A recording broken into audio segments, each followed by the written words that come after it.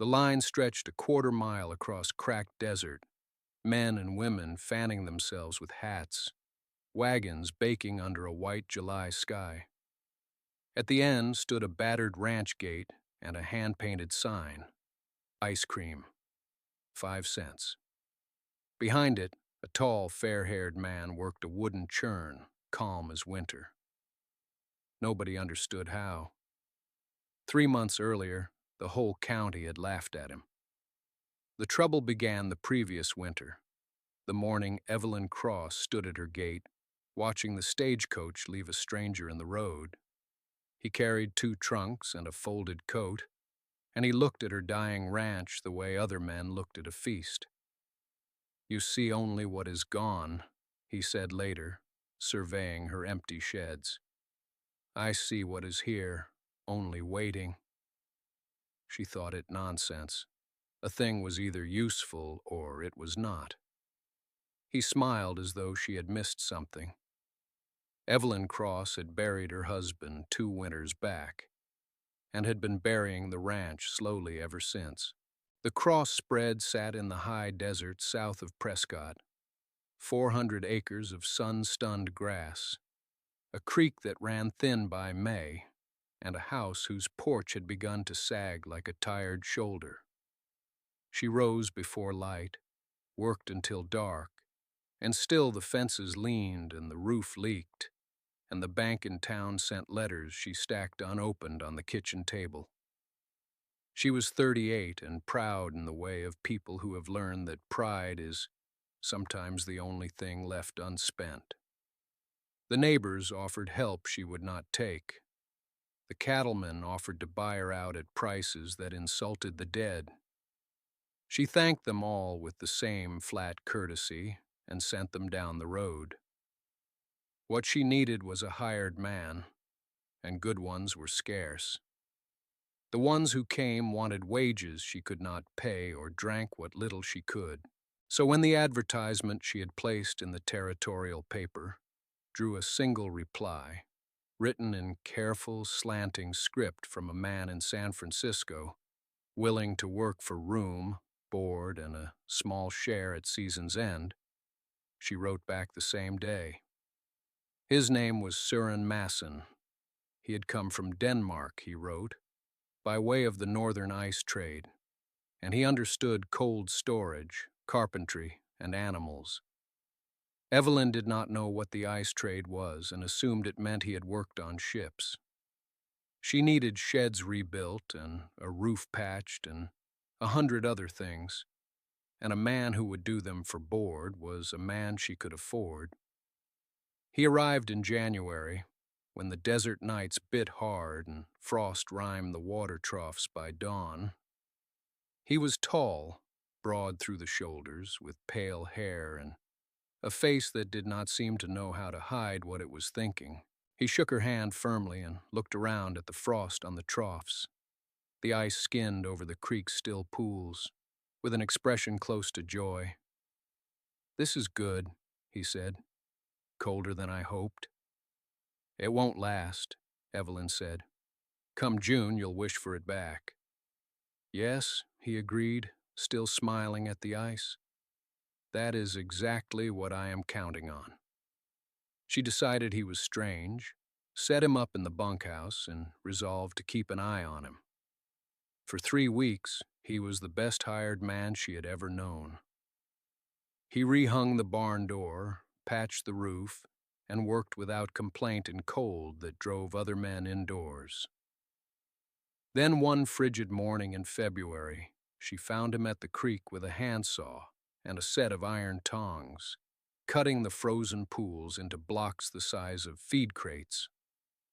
She stood watching, baffled, as he hauled each dripping block to a pit he had dug behind the old root cellar and lined with timber.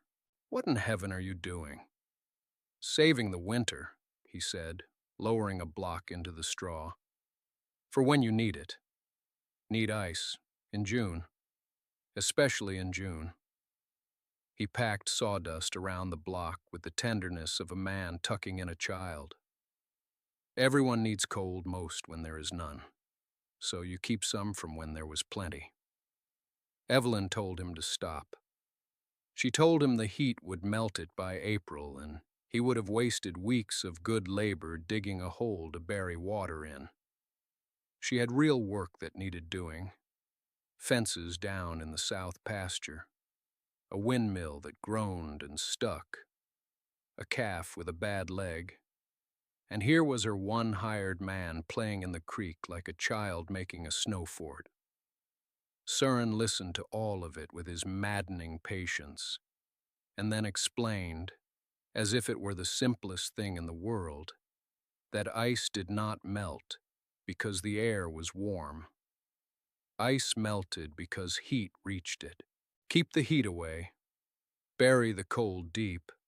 Wrap it in sawdust and straw and timber and earth. Leave no crack for the warm air to crawl through, and the winter would keep for months. He had seen it done in Norway and Boston and the great ice houses of the East, where men cut lakes in January and sold the blocks in August to people who had never seen snow. "This is not Boston," Evelyn said. "This is the desert. It is 110 degrees here in July. Your lakes don't melt. My creek does. The principle does not care where it is," he said. "Heat is heat. Sawdust does not know it is in Arizona." She did not believe him.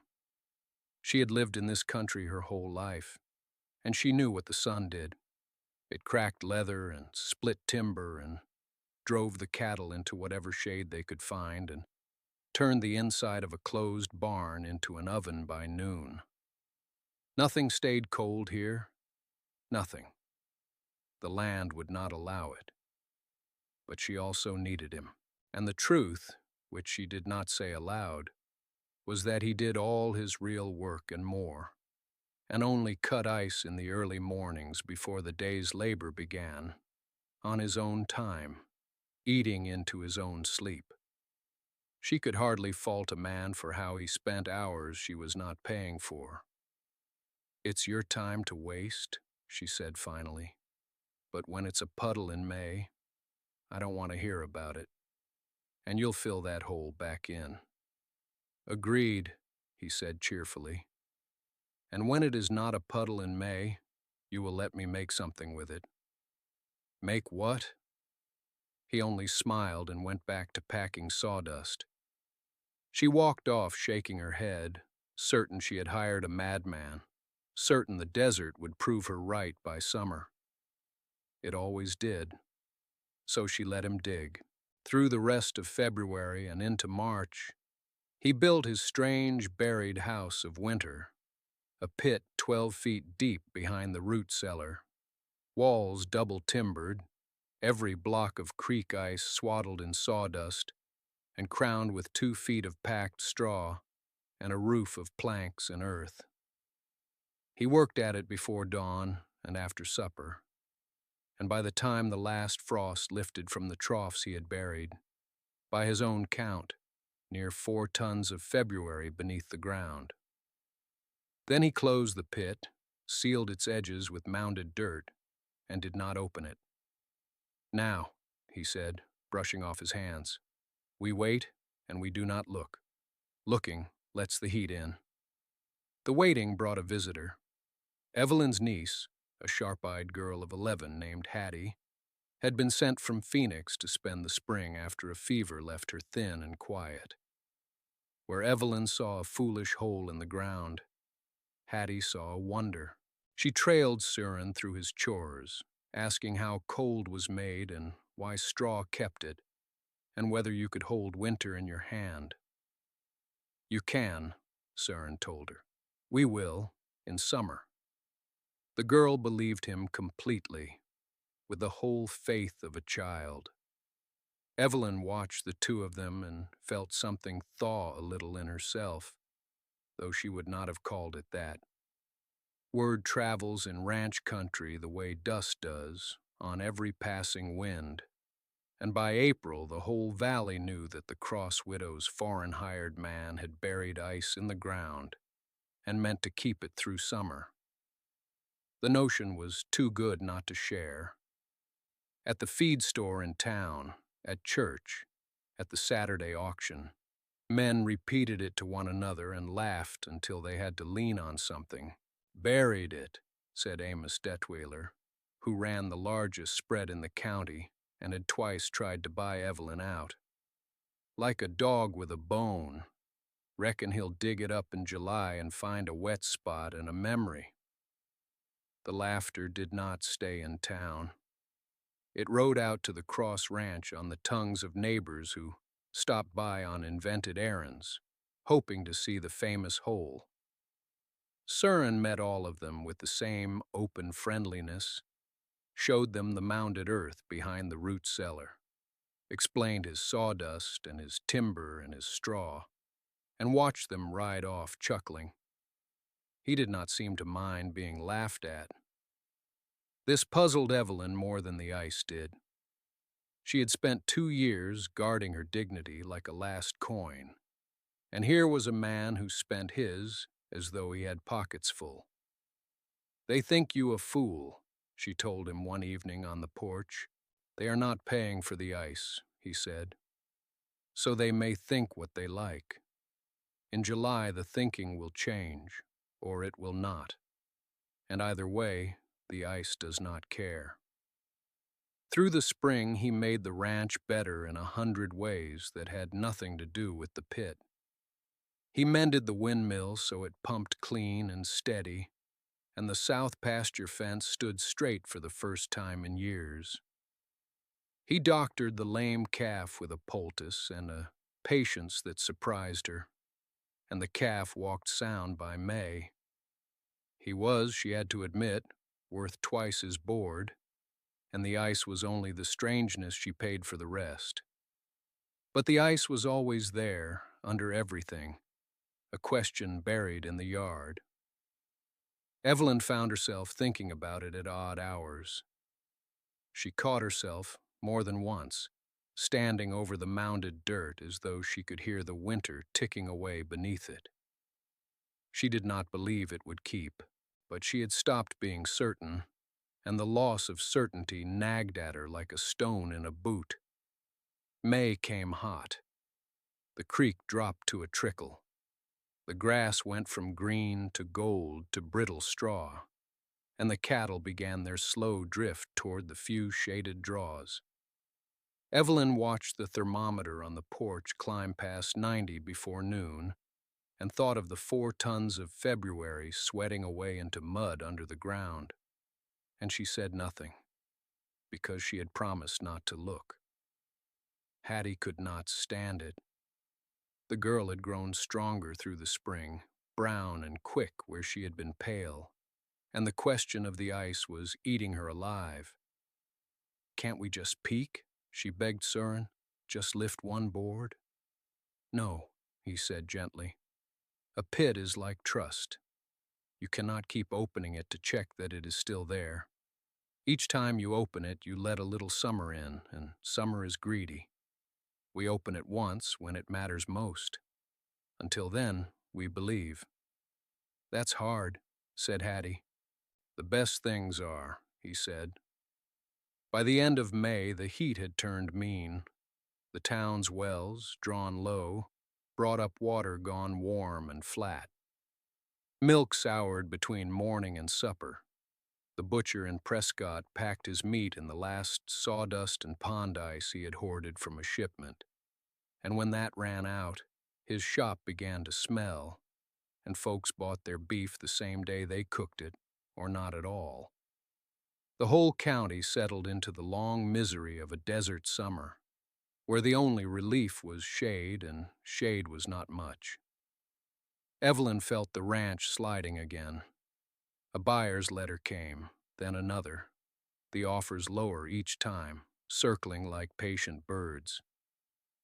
She sat at the kitchen table one sweltering night with the unopened bank letters and the open buyer's letters and did the arithmetic of defeat. The numbers said, sell. The numbers had been saying sell for 2 years. She had refused out of pride and grief, and pride and grief were thin food. Out in the yard, Søren sat with Hattie on the steps in the relative cool of full dark, and Evelyn heard the girls laugh, bright and sudden, the first careless sound she had made since the fever. It went through Evelyn like cold water. She put the letters down. June arrived like the opening of a furnace door. The thermometer broke 100 and stayed there. The sky went the hard white of a struck anvil, and the mountains shimmered and swam in the heat as though they might melt and run. The creek stopped running entirely, leaving only stagnant pools that the cattle would not drink. Every ranch in the valley fought the same losing war against the heat, and every kitchen became a place to be endured rather than lived in. It was the 3rd week of June, on a day so hot the chickens stood open-beaked in the dust, that Søren came to Evelyn at the woodpile and said it was time. Time for what? To open the pit. She felt something tighten in her chest. Hope, she realized, and was annoyed at herself for it. "It's mud," she said. "You know it's mud." "Then we will know," he said. "Come, bring Hattie. This belongs to her too." He had assembled his tools the night before. Now, in the brutal noon, he carefully removed the planks and earth from the top of the pit, then the 2 feet of straw, lifting it away in great matted sheets that steamed faintly in the heat. Hattie hovered at the edge, hands clasped under her chin. Evelyn stood back with her arms folded, braced for the wet collapse of his foolishness. Søren reached into the straw, down into the sawdust, and his arm went into the elbow. He paused. His face did a thing Evelyn had not seen it do. It stilled, and then it broke open with pure delight. "Hattie," he said softly, "put your hand here." The girl knelt and plunged her arm into the sawdust beside his. She gasped, "It's cold!" And Evelyn, "It's cold! It's so cold!" Søren brushed the sawdust away, and there it was, a block of ice, scarred and shrunken from its winter size, no longer a clean rectangle, but rounded at the corners like a worn bar of soap, and solid, hard, white-blue, beaded with frost in the 100-degree air, melting at the surface where his hand had warmed it, but frozen straight through. He lifted it free, and it sat in his arms streaming cold vapor, a piece of February held up to the face of June. Evelyn could not speak. She crossed to the pit on legs that did not feel entirely hers, and laid her bare hand flat against the block, and the cold bit into her palm, real and impossible and undeniable. Beneath this first block were others. Most of his 4 tons had melted. Yes, the pit had given up the better part of its winter to the slow work of the months. But better than a ton remained, buried and sound, more ice than the whole county had seen since the last freight shipment failed in spring. "How?" she said. It was not a question. It was surrender. "Sawdust," said Søren, grinning, "and patience, and not looking." He set the block down on a plank and looked at her, and there was no triumph in it, no "I told you so," only a kind of shared wonder, as though he were as glad to be proven right as she was astonished to be proven wrong. "Now, you promised me something. When it was not a puddle in May, I would make something with it." "It's June," she said. "Better." He sent Hattie running to the kitchen for cream and the eggs and the precious sugar, for the vanilla bean he had bought in San Francisco and carried 1,400 miles wrapped in oilcloth, for the dish of last summer's preserved peaches Evelyn had put up and forgotten. He had a wooden churn. Evelyn had wondered why a hired man arrived with a churn among his goods. A bucket within a bucket, the inner one for cream, the outer packed now with chipped ice and a fistful of coarse salt that he scattered over it with the air of a man performing a sacrament. Salt, he explained as he worked the crank, makes the ice colder than ice, colder than freezing, cold enough to freeze the cream while it turns. He let Hattie take the crank when his arm tired, and the girl worked it with her whole body, red-faced and laughing, and the bucket sweated and frosted and the cream inside grew thick. When he lifted the dasher free and scraped it with a spoon, the substance that clung to it was pale gold, soft and dense and shining, flecked with black vanilla seed and ribboned with peach. He held the spoon out to Evelyn first. She had not tasted anything cold since winter. The spoon touched her tongue, and the cold and the sweet, and the cream of it bloomed through her all at once, and her eyes stung, and she was, for the first time in 2 years, entirely surprised by joy. "Oh," was all she could say. "Oh." Hattie ate hers in great greedy spoonfuls, and then held the bowl against her cheek for the cold of it, and declared it the best thing in the entire world. Søren ate his slowly, watching the two of them, satisfied. And Evelyn, licking the spoon, felt the arithmetic of defeat rearrange itself in her head into something else entirely. There was a ton of ice in the ground. There was a county full of people suffering in the heat, with money in their pockets and nothing cold to spend it on.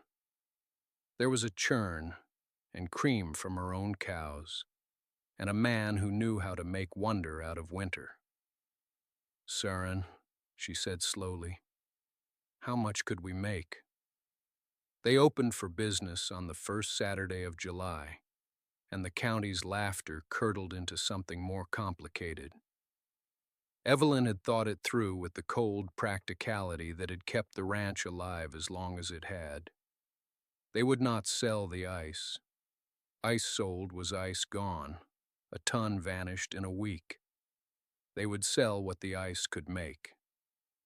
She set Hattie to painting a sign, and Søren built a long shaded counter from the lumber meant for the sheds, and they hung canvas to throw shade over the waiting space, and on Saturday morning they put out word in town that the Cross Ranch was selling ice cream, 5 cents the dish, while it lasted.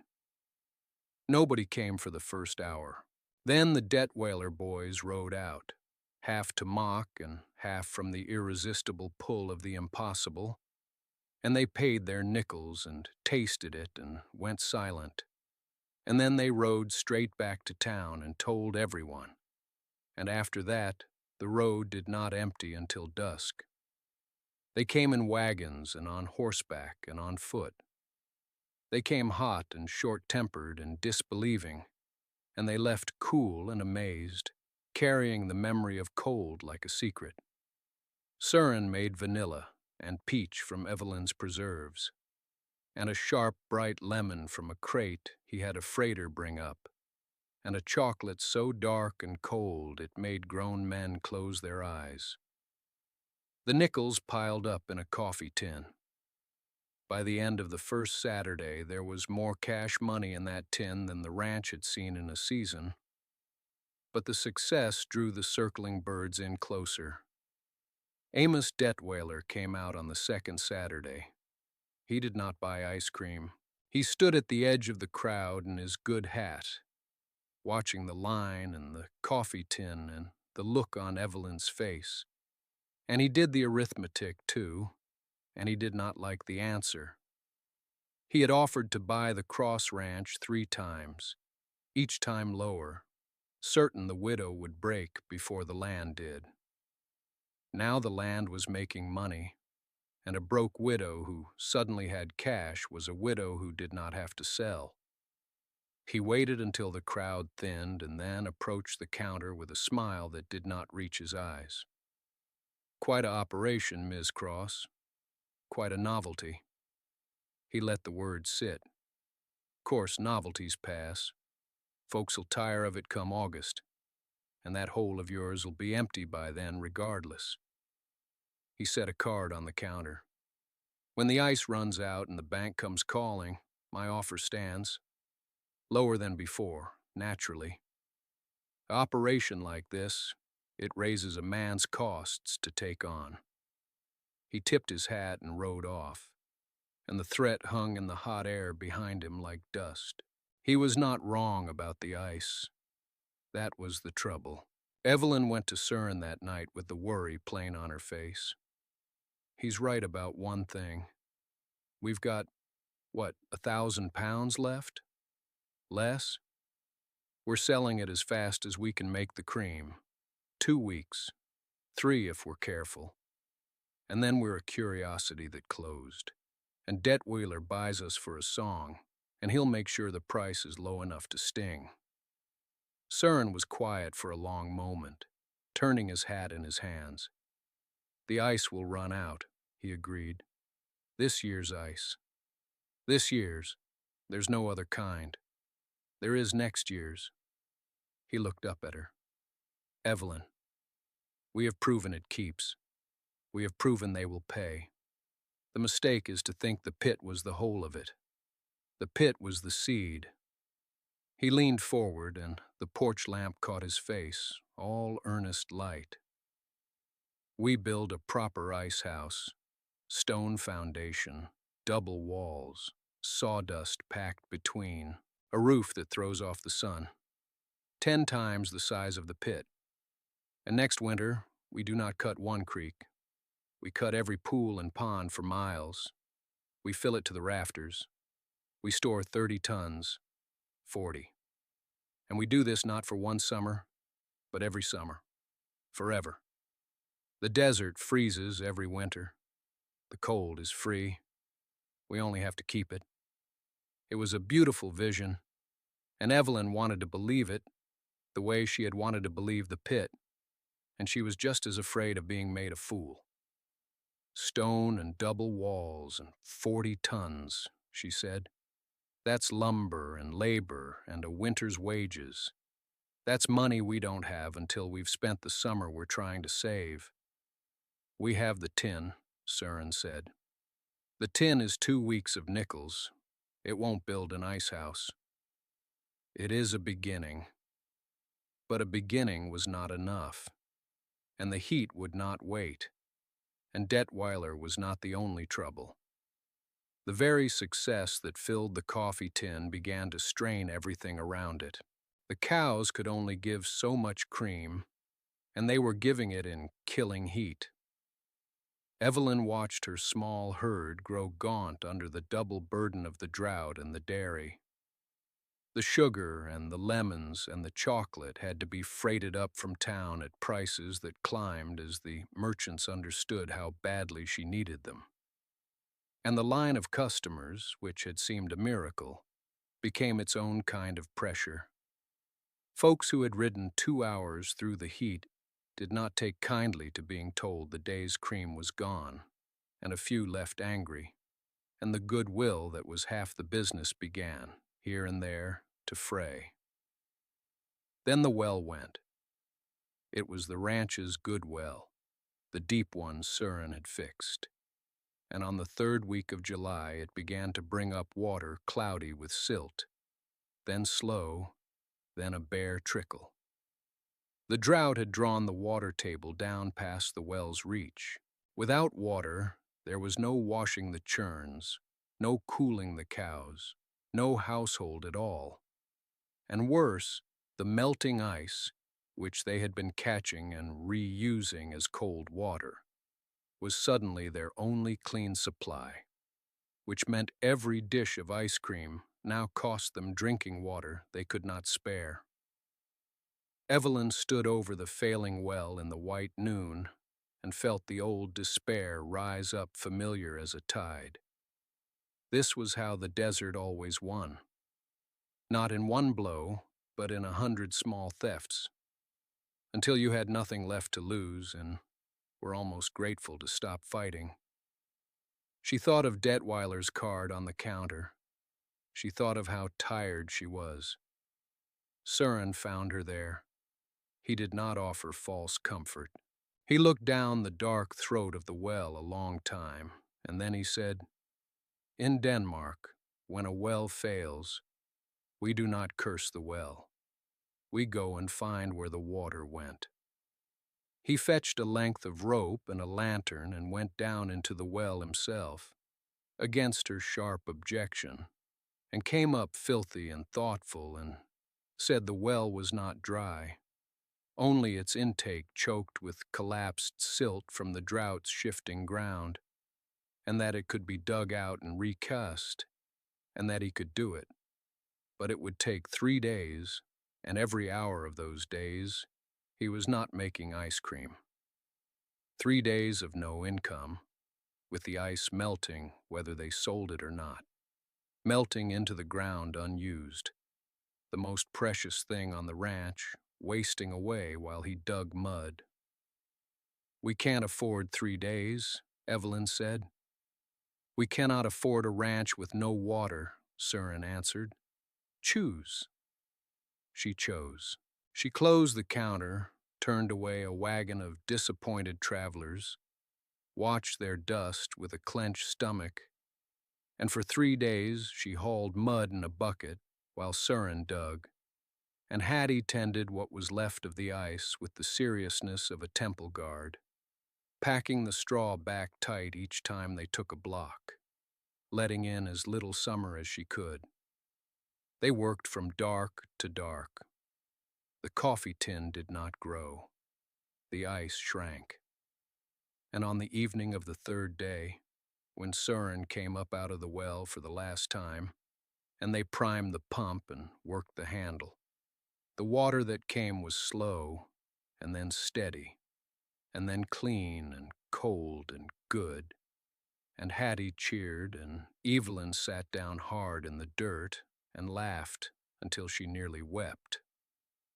They had water, but they had lost 3 days, and the ice was nearly gone.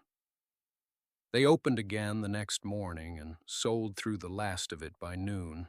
Søren scraped the final churn, and there was enough for exactly 1 dish, and he gave it to Hattie, and the girl ate it slowly, understanding it was the last.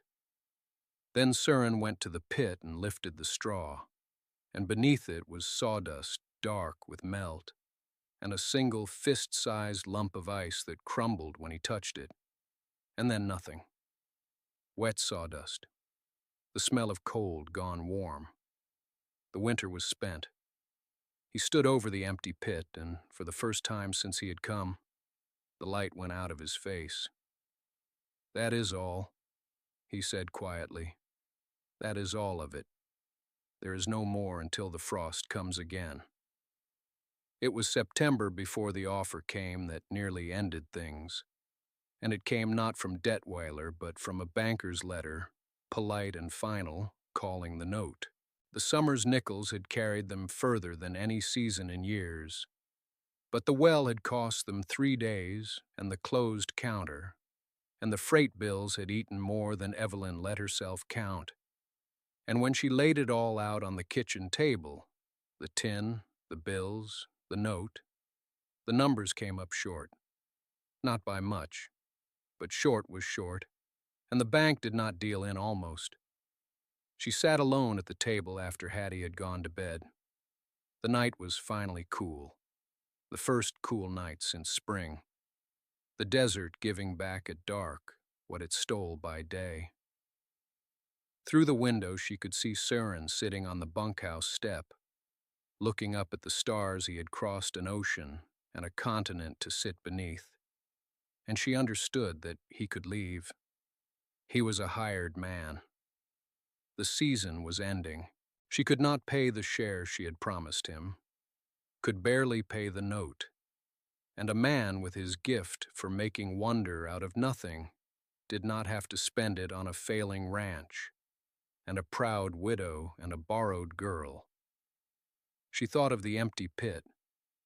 She thought of how he had said it was only a seed.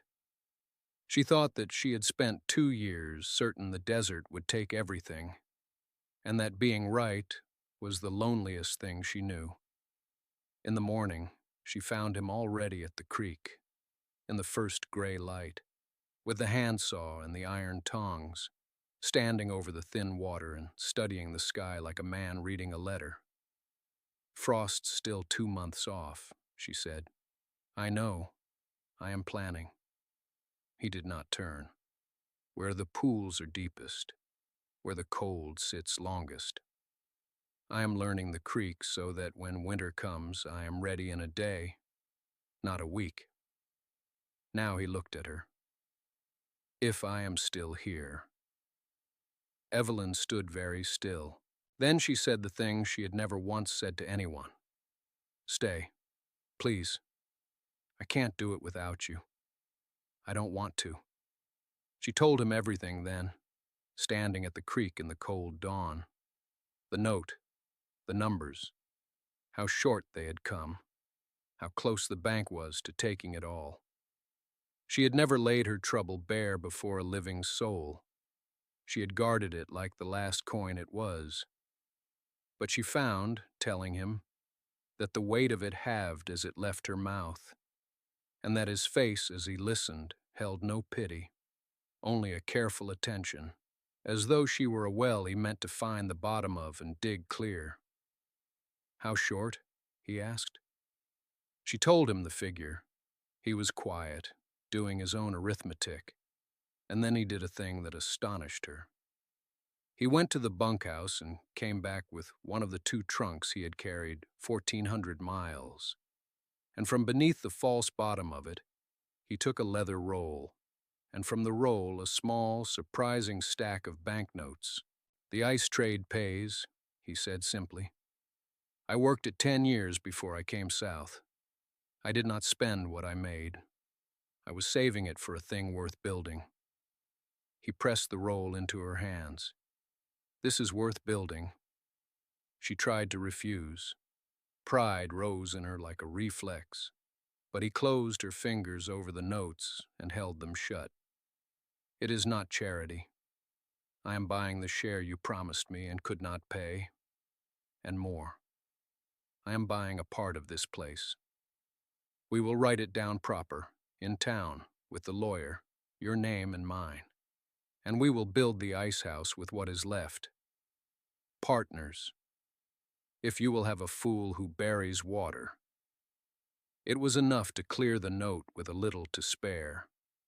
They rode into Prescott together that same week and stood before the banker, and Evelyn laid the money on his desk and watched his polite, final expression curdle into confusion and then into the careful new respect that money buys from such men.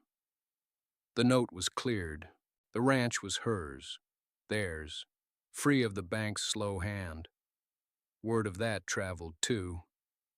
Amos Detweiler heard of it within the day, and he rode out one last time, and he found a different ranch than the one he had circled.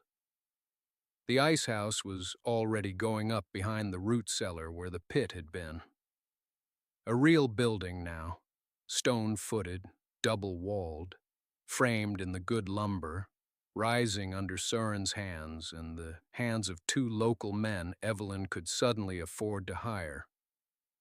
Detweiler sat his horse and looked at it for a long while.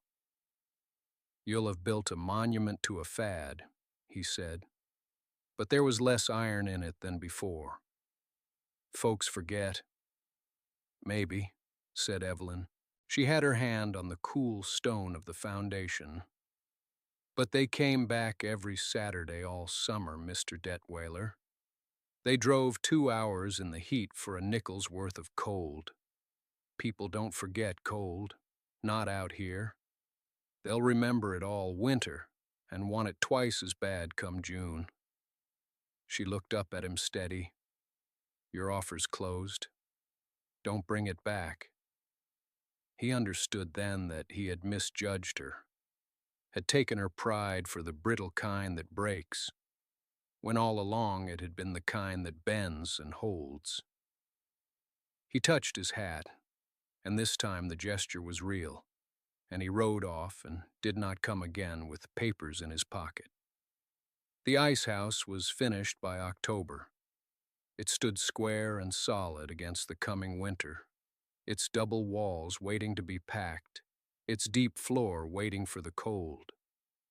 And when the first hard frost came down in December and skinned the creek and the stock ponds with ice, the whole ranch turned out to harvest the winter. It was nothing like the lonely work of the year before. One man with a handsaw at dawn. Søren had organized it like a campaign. Hattie, who had begged to stay, and whose mother in Phoenix had agreed the desert air had done her more good than the city ever had, marked the thickest ice with stakes. The hired man cut blocks with long saws. Evelyn drove the wagon, and even some of the neighbors came to help for a share of the summer's cold, so that the harvest became a kind of festival, breath steaming, voices ringing across the frozen pools, the blocks sledding up out of the water, one after another, into the daylight. They packed the ice house to its rafters.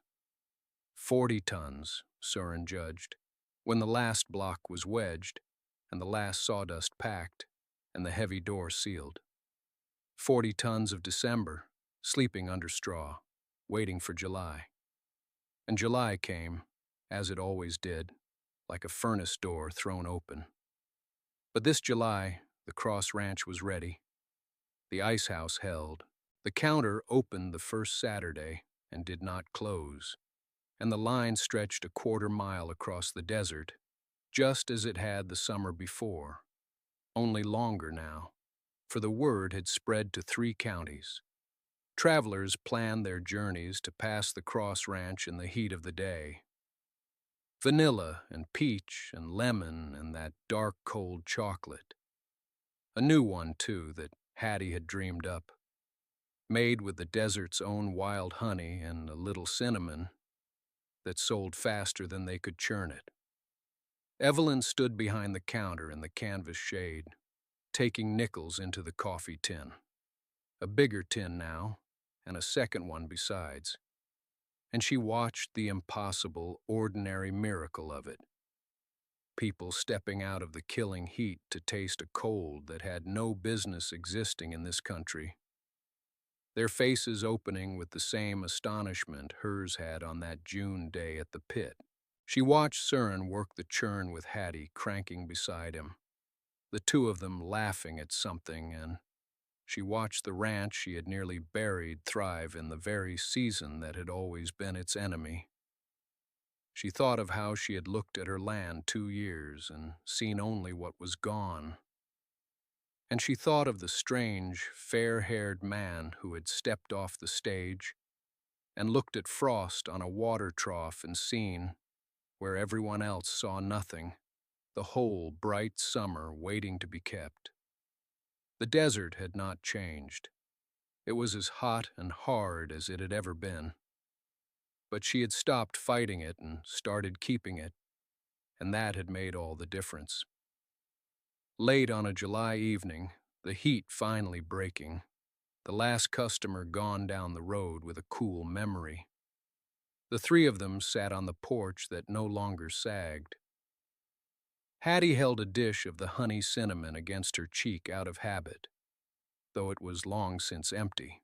The ice house stood solid in the blue dusk, half its winters still sleeping inside, enough to carry them clear to autumn.